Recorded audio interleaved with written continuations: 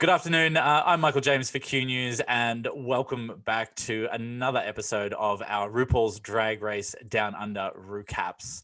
Now, this week I am joined by the ever excitable and the insatiably happy, the queen of the dry ass pussy, the one and only Miss Anita Wigl'it. Good afternoon. Good afternoon, Michael. Thank you so much for having me on your show. Oh, thank you so much for coming along. I'm so happy to see you and see you still smiling as always. Always, I've been in drag for probably coming up to 12 hours now, so I do apologize if I've got a beard coming through, but I'll always smile for you. Oh, these press days must be an absolute killer for you. Now, where are you right now? Are you back home in New Zealand? Yes, so I'm currently in Auckland, and I'm in my house down in the basement. This is actually a wardrobe which I've dressed for the occasion. I love that. As you can see, I'm dressing with my bookshelf behind me. It's, very decorative. You look very knowledgeable. That's what I was aiming for. Books make you look smarter, not just for reading. They do. That's why I've just got tinsel, because there's no brain cells going on in this head. Now, speaking of New Zealand, what has the reaction been like back over home for you there? Are you getting recognized a lot? Are you like the star of the show in New Zealand, in Auckland?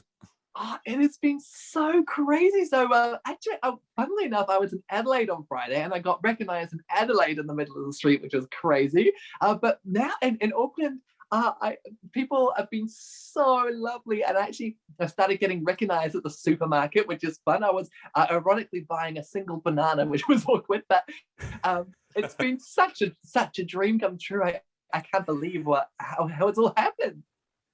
It must be absolutely amazing for you, to be put on that international stage and have people recognizing you buying bananas. You must feel like a superstar.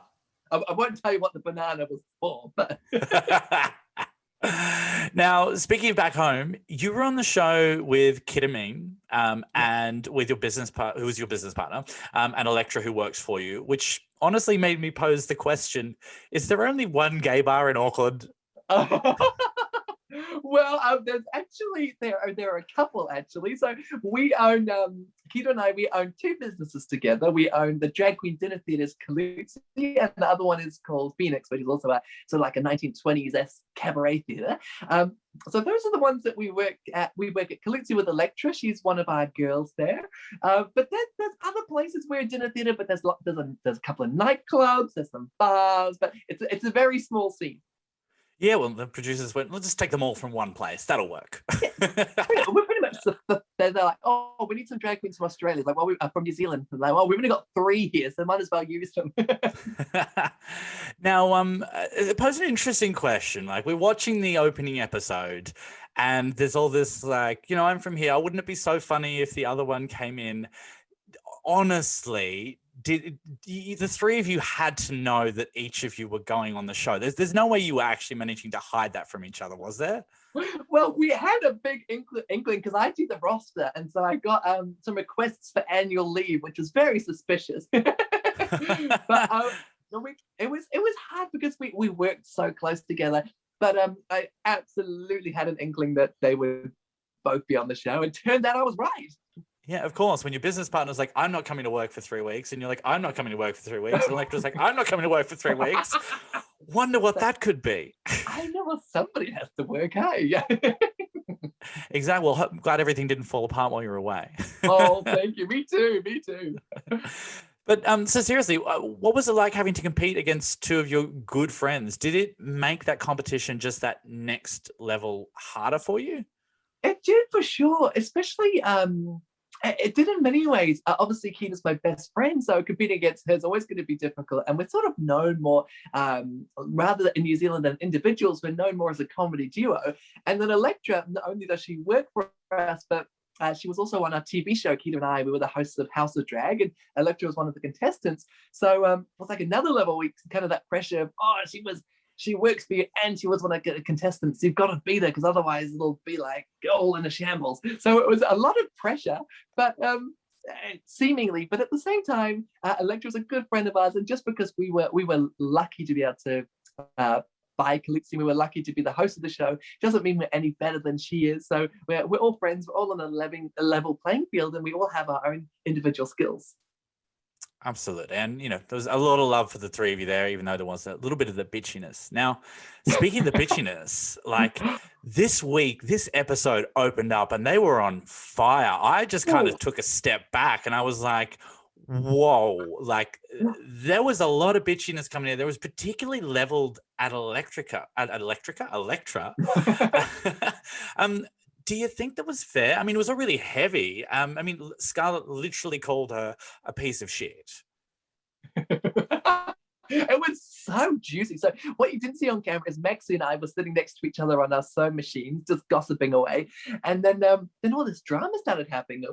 We were sort of like sewing, and it was so awkward, but also extremely entertaining to watch. So I think that it was very rough on so many levels, but also I think it was a sign of it was week 4. We've been there a long time. It was a stressful sewing challenge, making stuff. Art had just come back. There were a lot of emotions going through the room, and I think it just led to a couple of people blowing over, which was very entertaining. It all makes for great TV in the end. It does.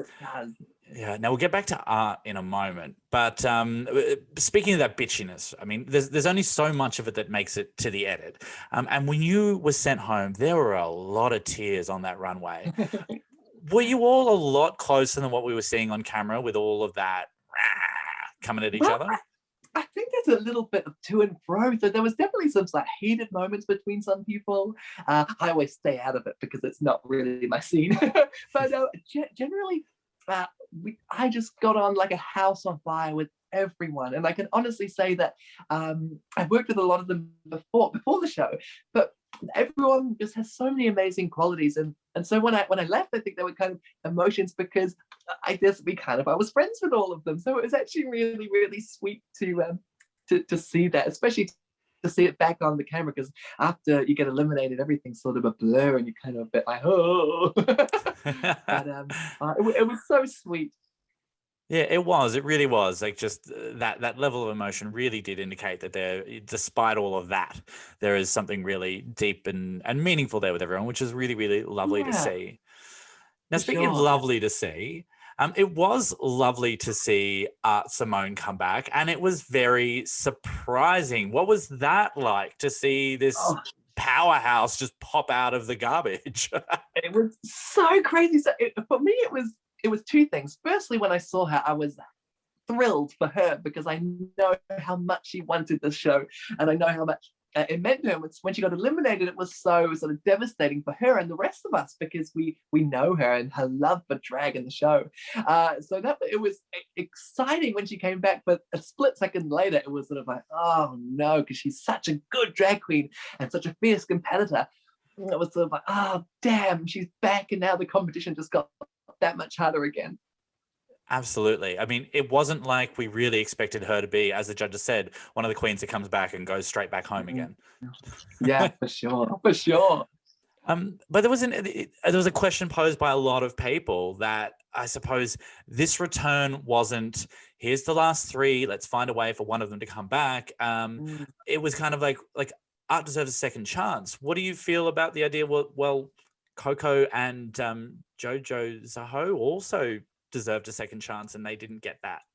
Absolutely. And I think the hard thing is the first thing is it's reality TV and there's no rules, are there? So they can basically do whatever they want to. And I think that bringing back Art made sense in the sense that she has such a huge following and so many people want to see her on the show, and she's incredible and she's got so much to give. And we didn't get to see much of her we wouldn't have seen much of her, I should say, if she went in week 2.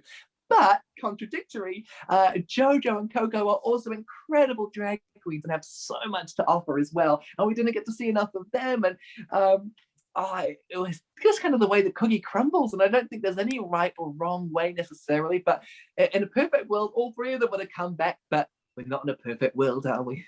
Otherwise, I'd still be on. True. I mean, you've hit the nail on the head. Reality TV has no rules and they'll do whatever they want, and they're making the stuff that we want to watch. Exactly. Now, what about you? You are just always so happy. I mean, how do you do it? I've never seen somebody who just keeps on smiling all the time, and you were still smiling when you got eliminated. Oh, thank you. I don't know. Well, in life, I always think, I mean, everybody goes through negative situations. And my sort of, I think my turning point in life was when I was about 10 years old and living in England, my parents separated. And it was sort of my brother and I, it was quite interesting the way we dealt with things. My brother became very cautious and quite negative about things and was always sort of second guessing things to see if it would actually be that way. Whereas I, on the other hand, after that experience, just kind of tried to find the positives in the situation, and it just kind of set me up like that, I guess. And so I've always just tried to find the positives in life, and I've always been a sort of happy-go-lucky sort of person. And yeah, and it was really nice to see how the audience connected with that and enjoyed that, which is because I thought I looked a bit crazy, to be honest. I'm not going to lie, it was a little bit manic at times, but I mean, I think we were all just living for it because it's just vibrant and it's just catching and we love it. So thank you for giving us the extra happy in our happy meal. Anytime. I'll give you the toy as well if you like it. Oh, now keeping with our happy themes, what was your favorite moment on the show? Favorite moment was definitely winning Snatch Game. It was just an honor to be able to win that. Snatch Game is such a competition in a competition, and by winning that, kind of, I feel, secured me a place in for future work and things like that. So that was easily the best thing. Oh, beautiful. It was a very good snatch. Very tight snatch. Love it. I've heard it is quite nice. Thank you. Now, what was your favorite moment that didn't make it on camera that we didn't get to see? Probably my favorite moment, for me at least, was all the shady comments that I said about people. So I was, because etc. summed it up at the start of week 4. She said, "Anita, you're probably one of the shadiest ones here, but after you say a horrific comment, you smile, so you get away with it." So I had so much fun with the girls and reading them and making jokes. But I think they didn't really make it because I think it was part of the plan to showing me as being sort of a nice one and not sort of being another bitchy queen like the rest of them. So there's a little bit of a shady lady underneath all of that happy. Oh, a very, very shady lady. All part of the fun, though. Always in love. Of course.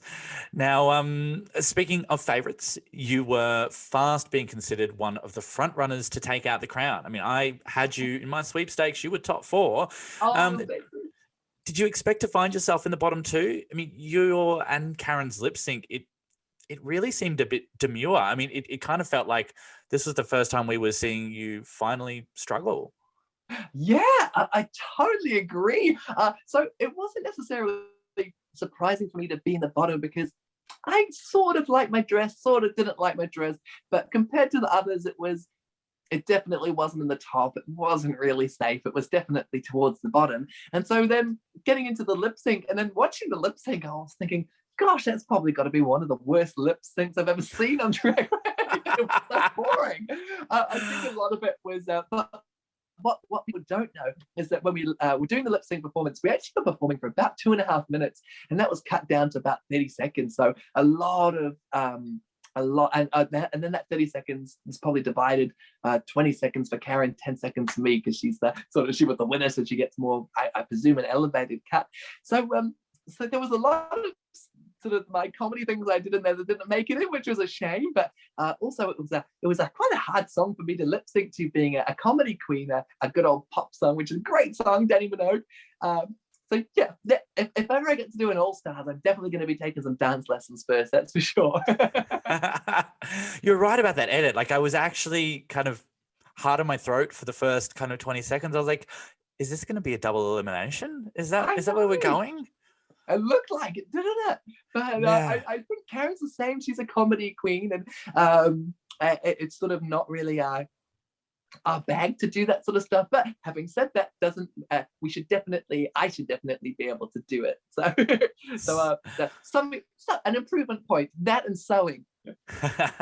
Well, look, it certainly wasn't bad, just comparatively, that's just where it's sat. And, the cards fell how they fell, and you were still an amazing contestant. So overall, would you do anything differently? Yeah, I would. I wouldn't use books and videotapes, even though they were in the skip. I would use something else. And I think that's really the only thing. Oh, I'll probably take some dance lessons beforehand, and maybe a couple of my runway looks by seeing the other contestants' things. I've seen now how I could have improved some things. So there was definitely a lot to learn and a lot of development to do. And I think in anything, even when you're a professional drag queen, a professional athlete or whatever, there's always improvement to do. And if you stop learning and stop trying to improve, then there's kind of not really any point to do it anymore. So I'm on an evolution journey. Sounds like you've got your All-Stars plan in the bag already. I love that. Well, fingers crossed. I've been putting the man in manifest. Exactly. Just keep putting it out there, putting it out there. I always put it out there. Oh, yes. You've got to put it out there, Tol. Absolutely. Now, obviously, you've got the tour coming up, which is going to be fantastic. What else is in the works for Anita Wigl'it? Yeah, so, well, the tour's going to be amazing. The whole cast of Drag Race Down Under in September and October in Australia, New Zealand. The other things I'm doing at the moment, obviously we still have our venues, which are super fun. But I've actually written a solo show called My Life as a Funny Girl, which goes back into my history, all the funny stories of my childhood. And so that's solo show is starting in Auckland in June. I'm going to be touring that around New Zealand. And then looks like I might be touring it to Australia in the near future. And I've got some UK dates penciled in January. Sounds fantastic. You better bring it over here so we can see all of that smiling face in all its glory. I will try my absolute hardest. I'm sure it'll happen. Well, you have been an absolute delight, Anita Wigl'it. Been a nut too. Been a denut, she's been a delight, she's been everything. An absolute pleasure to watch on the show, and you have brought so much love and energy. So thank you very much. Thank you very, very much for this interview. Now, everybody else, you can stay tuned for our next RuPaul's Drag Race recap next week. Be sure to do all of the subscribing with the buttons and the things down below so that you can keep up to date. Follow us at Q News on Facebook, Twitter, and all of the things. And of course, go and follow Anita Wigl'it on all of her social medias. Anita, you're on Twitter, I'm assuming? I am. I've just got a Twitter account, and I'm discovering there's so many naked pictures available on it. It's crazy. It's so good for that. I love it. Well, get in there, enjoy that. Go watch some naked pictures with Anita on Twitter. My name is Michael James for Q News, and I will see you for our next recap next week. Have a great day.